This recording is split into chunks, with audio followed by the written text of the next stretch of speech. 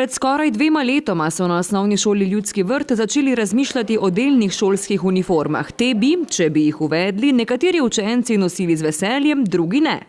Ne bi se dobro počutil. Ko se ti samo oblečeš, pač izražiš svoj okus. Zakaj pa ne?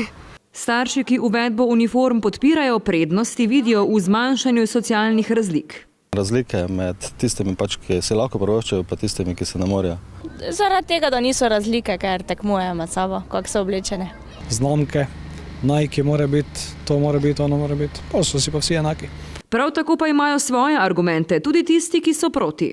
Če še ljudje nimajo za hrano, ko bi še te meri dobu pa uniforme in kupoval. Dvomim, da bi jih otroci želeli nositi, pa zato, ker bi to bil nek strošek dodaten. Za komplet bi odšteli 22 €, spodnji del oblačil bi ostal v lastni režiji. 2 majčki s kratkimi rokavi, 2 majčki z dolgimi rokavi in pa en zgornji del trenirke. A ker je predlog podprlo zgolj 60 in ne 80% staršev, kolikor so določili za prag, so idejo pospravili v predal.